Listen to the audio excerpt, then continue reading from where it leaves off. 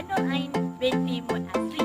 Jadi, hari ini saya dan ahli kumpulan ingin berkongsi mengenai hasil kajian kami iaitu informasi COVID-19 sebagai barang awam di kawasan Daya Persekutuan Kuala Lumpur dan Putrajaya. Jadi, jom sama-sama kita saksikan. Malaysia telah dikemparkan dengan berita penyebaran virus berbahaya yang didakwa bermula di Wuhan, China iaitu COVID-19. Cara penedaran coronavirus adalah daripada individu melalui titisan dari hidung atau mulut yang tersebar apabila seseorang itu mempunyai virus ini batuk atau bersin. Titisan ini merentasi objek dan permukaan di sekelilingnya. Seseorang itu boleh dijangkiti jika mereka berada dekat dengan pesakit COVID-19. Itulah sebabnya penting untuk mengangkatkan jarak lebih dari 1 meter dari orang yang bergejala. Pihak Kerajaan Malaysia telah menyediakan pelbagai bentuk informasi mengenai pandemik COVID-19 kepada setiap lapisan masyarakat. Justru itu, saya, Nur Ain Najwa binti Abdul Malik dan rakan-rakan saya yang lain telah menjalankan satu kajian untuk mengetahui sejauh mana keberkesanan informasi COVID-19 ini kepada masyarakat sebagai barang awam tunai.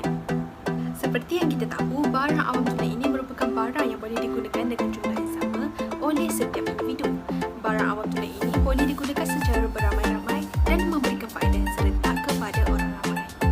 Menurut Paul Samuelson, penggunaan barang ini oleh seseorang individu tidak akan mengurangkan penggunaan barang yang sama oleh pengguna lain.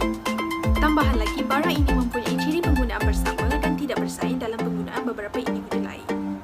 Antara pihak-pihak yang bertanggungjawab untuk mengeluarkan kenyataan dan informasi mengenai COVID-19 adalah seperti Kementerian Kesihatan Malaysia, Majlis Keselamatan Negara dan Suruhanjaya Komunikasi dan Multimedia Malaysia.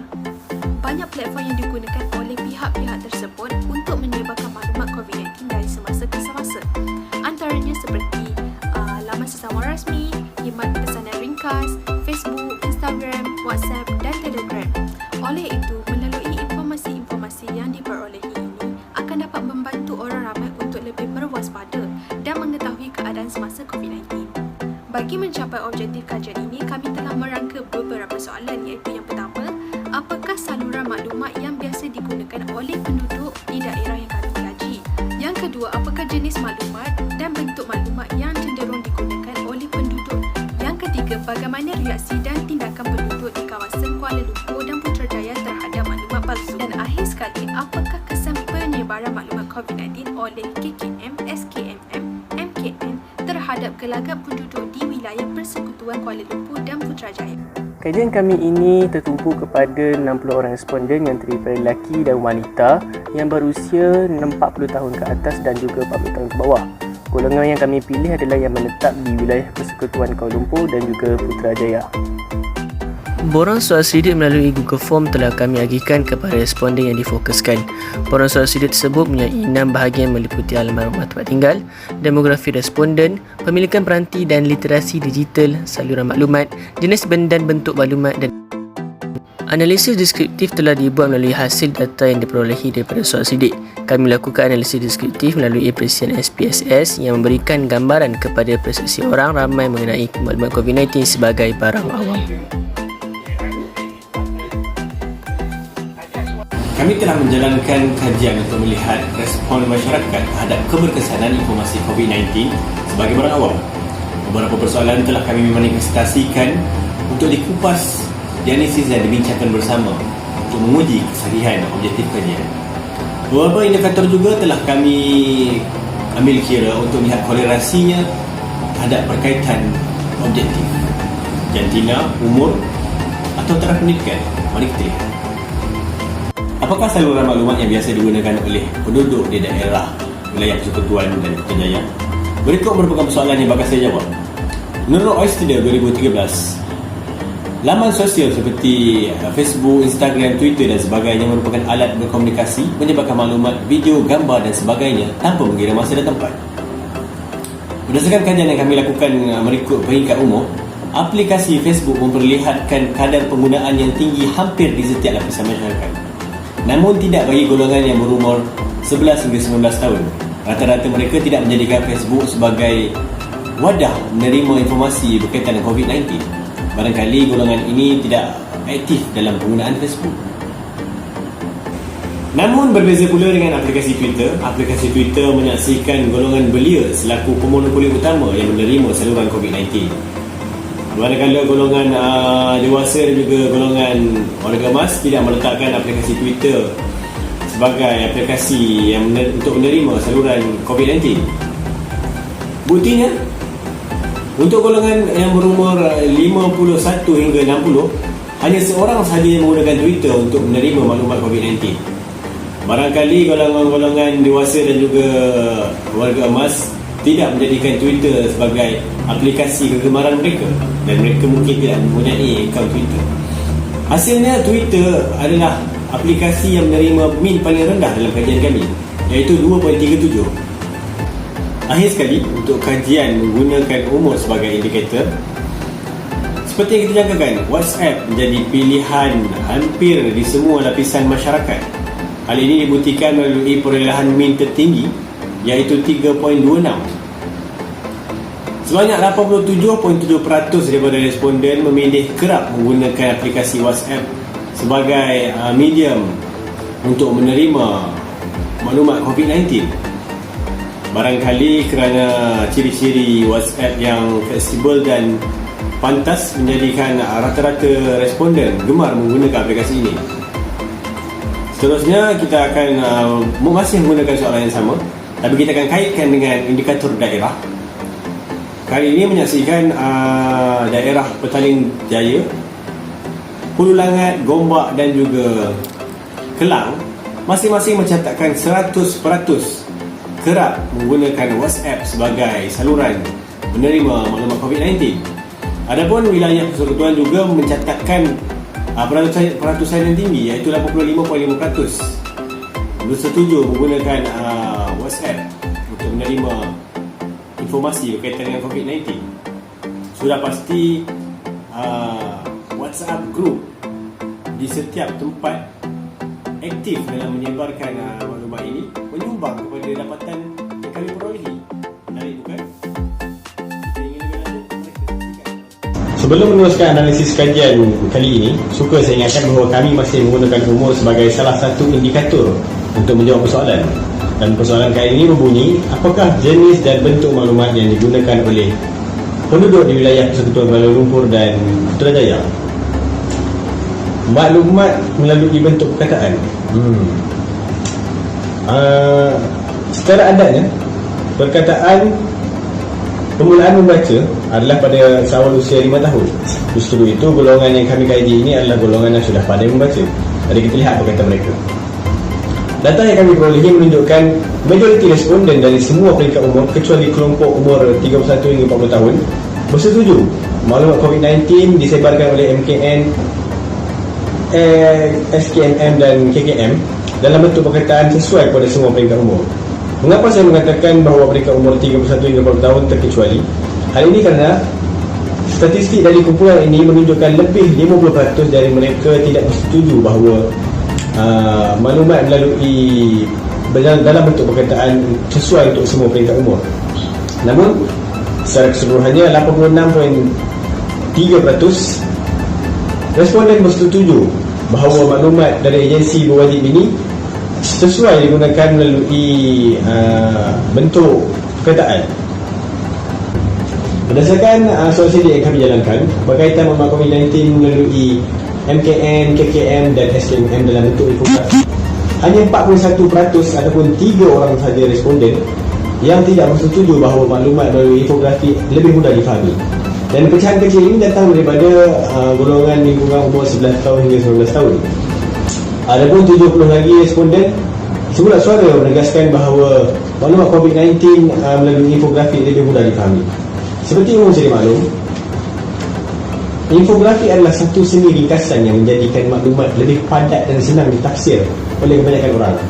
Selain itu, kaedah ini menjimatkan masa para pembaca kerana hanya maklumat yang penting sahaja dipaparkan melalui rekaan yang menarik. Hal ini menjadikan maklumat COVID-19 disebarkan oleh MKN, KKM dan SKMM dalam bentuk infografi lebih mesra pengguna. Maka tidak hairanlah sebahagian besar dari responden dari semua peringkat umur lebih mudah faham. Kalau tadi kita kaitkan jenis dan bentuk saluran informasi COVID-19 kepada semua peringkat umur, kali ini kita akan lihat pula kesesuaian maklumat COVID-19 disebar oleh KKM, MKN dan SKMM dalam bentuk infografik kepada semua jantina berdasarkan jantina responden. Hasil dapatan kami memperlihatkan kesemua responden lelaki menzahirkan persetujuan bahawa informasi melalui infografik adalah sesuai kepada semua jantina. Hal ini mungkin disebabkan kecenderungan kaum lelaki lebih terarah kepada tarikan visual. Tapi dalam pada masa yang sama, kaum perempuan juga menzahirkan kecenderungan yang tinggi kepada kenyataan ini meskipun tidak mencapai 100%. Buktinya hanya 12.5% sahaja daripada responden perempuan merasakan informasi COVID-19 melalui bentuk infografik adalah tidak sesuai. Mungkin golongan ini cenderung kepada info yang terarah kepada auditory. Justru itu mereka tidak terlalu bersetuju dengan pendekatan ini. Jadi sekadar Saya akan membentangkan persoalan ketiga, iaitu reaksi dan tindakan penduduk di wilayah Persekutuan Kuala Lumpur dan Putrajaya terhadap maklumat palsu. Bahagian ini mempunyai 4 soalan berkaitan, namun saya hanya membincangkan 2 soalan sahaja. Pendidikan adalah kunci utama pengeluaran atau hasil kehidupan. Pelaburan pendidikan bermula daripada peringkat prasekolah sehingga pendidikan tertinggi mampu untuk meningkatkan kualiti hidup seseorang. Soalan yang saya pilih adalah, sekiranya saya sedar akan maklumat palsu, saya tidak akan sesekali menyebarkannya. Berdasarkan kaji selidik yang kami perolehi, kita dapat lihat di sini bahawa tahap pendidikan seseorang itu mampu mempengaruhi tindakan individu tersebut. Seramai 2 atau 2.7% penduduk menjawab sangat tidak kerap dan baki seramai 71 atau 97.3% penduduk menjawab sangat kerap, yang membawa maksud penduduk mengambil tindakan untuk tidak menyebarkan sebarang maklumat sekiranya ia diketahui palsu. Jika kita lihat dari sudut tahap pendidikan mereka, penduduk yang tiada pendidikan formal akan mengambil tindakan untuk menyebarkan maklumat palsu kerana kekurangan kemahiran dalam mengenal pasti bahawa maklumat yang diterima adalah benar atau tidak. Manakala responden yang mempunyai tahap pendidikan tertinggi, iaitu degree master atau PhD, lebih mempunyai kemahiran dan daya berfikir yang tinggi untuk mengenal pasti kesahihan sesuatu maklumat yang diterima itu. Jadi, benarlah apa yang dikatakan oleh Westmeyer pada tahun 1966. Ketegasan diri individu berupaya untuk membuat pilihan atau keputusan terhadap tindakannya dan membebaskan diri daripada pengaruh luaran yang tidak berfaedah. Bagi soalan yang kedua pula berbunyi, sekiranya saya sedar akan maklumat palsu, saya tetap akan menyebarkannya. Seterusnya, terdapat seramai 44 atau 60.3% penduduk menjawab sangat tidak kerap, manakala baki seramai 29 atau 39.7% penduduk menjawab sangat kerap bagi soalan kedua, iaitu sekiranya saya sedar akan maklumat palsu, saya tetap akan menyebarkannya, yang disilangkan dengan pendidikan tertinggi.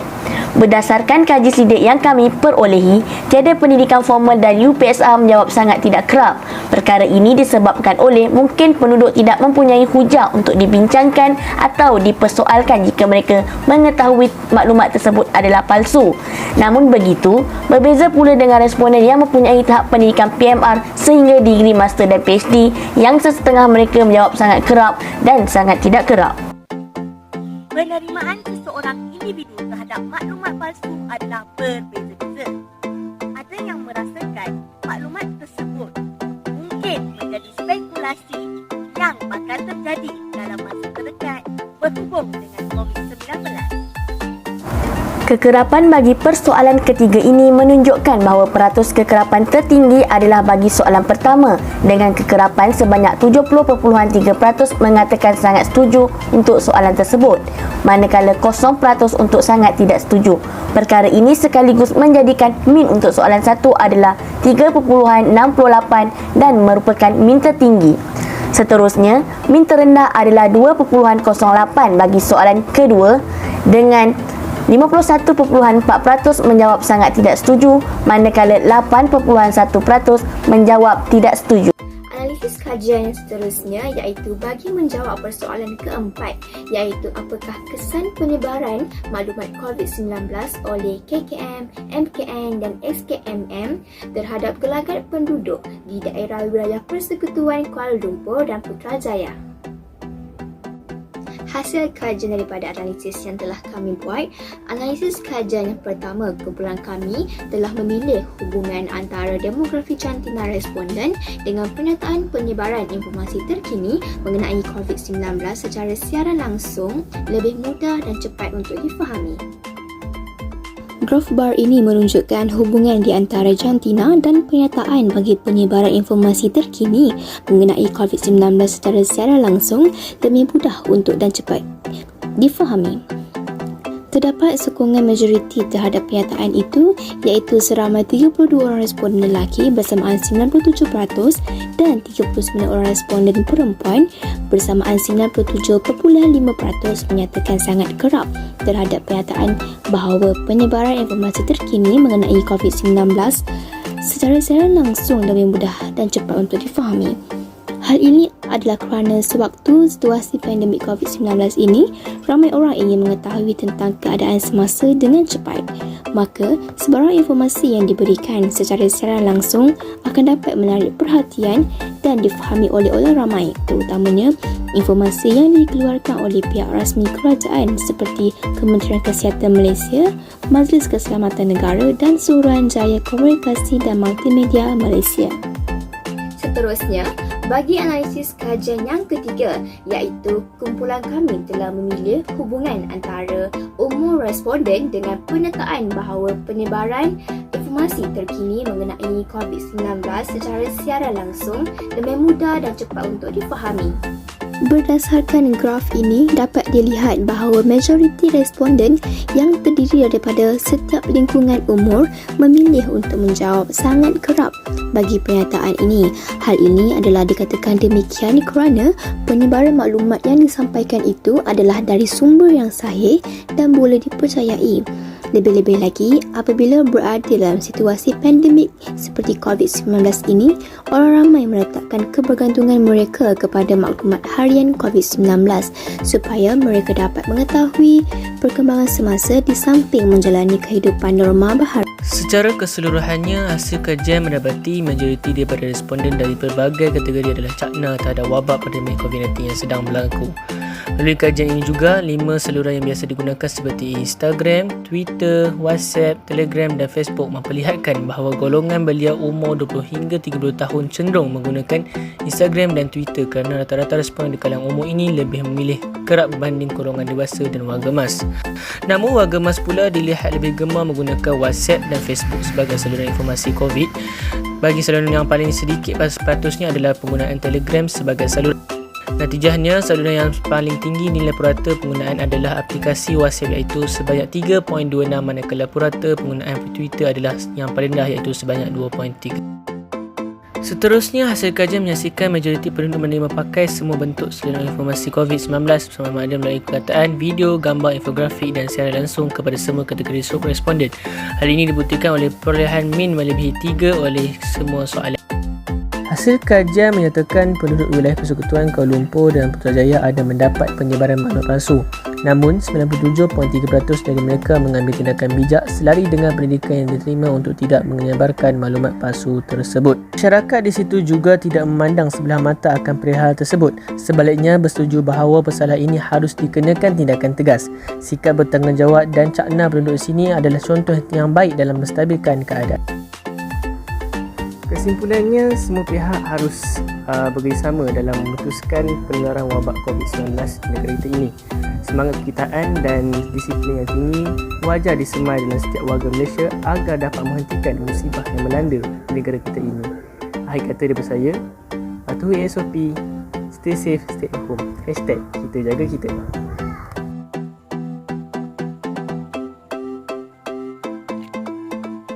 Bagaimana dengan perkongsian kami sebentar tadi? Adakah menarik? Jadi, itu saja yang ingin kami kongsikan. Sekian saja. Assalamualaikum dan terima kasih. Awak, Mas jangan lupa. Oh ya, terima kasih kerana mengingatkan saya. korang pun jangan lupa pakai mask. Stay safe and be at home. Jumpa lagi.